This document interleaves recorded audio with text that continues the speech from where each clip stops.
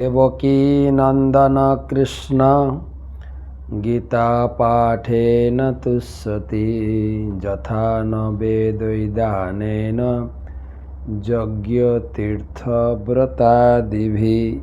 ভগবান দেবকী নন্দন কৃষ্ণ তিনি গীতা পাঠে এতটাই সন্তুষ্ট হন, অন্য কোনো যজ্ঞ তপস্যা ব্রততে সন্তুষ্ট হন না।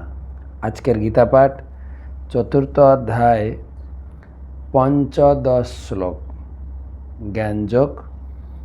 এবং জ্ঞাত্যা কৃতম কর্ম পূর্বৈরপি মুমুক্ষুবে কুরু কর্মৈব তস্মাত্ত্যং পূর্বতরম কৃতম।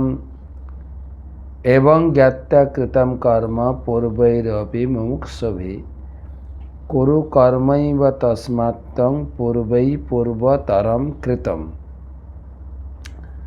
অনুবাদ: প্রাচীনকালে সমস্ত মুক্ত পুরুষেরা আমার অপ্রাকৃত তত্ত্ব অবগত হয়ে কর্ম করেছেন, অতএব তুমিও সেই প্রাচীন মহাজনদের পদাঙ্ক অনুসরণ করে তোমার কর্তব্য সম্পাদন করো। জ্ঞানযোগের ধারাবাহিক আলোচনায় আমরা শিখলাম ভগবান বলেছেন কেবলমাত্র আমার জন্ম এবং কর্ম ভালো করে জানতে পারলে তোমারও জন্ম হবে না মাতৃগর্ভে, তুমি নিত্য শাশ্বতময় দিব্য জীবন, আনন্দময় জীবন লাভ করবে। আর বারবার তোমাকে মাতৃজঠরে প্রবেশ করে গর্ভবাস যন্ত্রণা লাভ করতে হবে না। আর তোমাকে বারবার জন্মের কর্মফল তোমাকে ভোগ করতে হবে না। এর আগের শ্লোকে ভগবান বলেছেন যে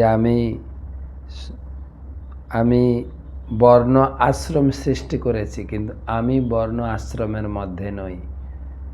আমাকে কোনো প্রকার কর্ম আবদ্ধ করতে পারে না। আমার জন্ম এবং কর্ম দিব্য।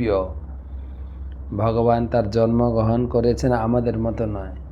তিনি যে সমস্ত লীলাদি কার্য সম্পাদন করেছেন সেটা দিব্য। তিনি গোচারণ লীলা, তিনি অসুরবধ লীলা, গিরি গোবর্ধন ধারণ লীলা, রাসলীলা, দ্বারকা মহিষীদের বিবাহ লীলা এবং মথুরা সে কংসবধ লীলা, সব কিছু লীলা তার দিব্য। যত পড়ব তত আনন্দ লাগবে।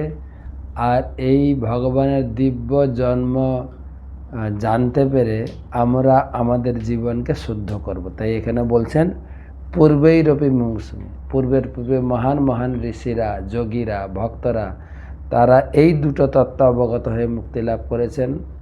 আমাদের ভক্তদের প্রতিও সেই একই নির্দেশ। আমার গুরুদেব বলেন কেবল ভগবানের জন্ম কর্ম ভাগবতম থেকে জানলেই তোমার মুক্তি।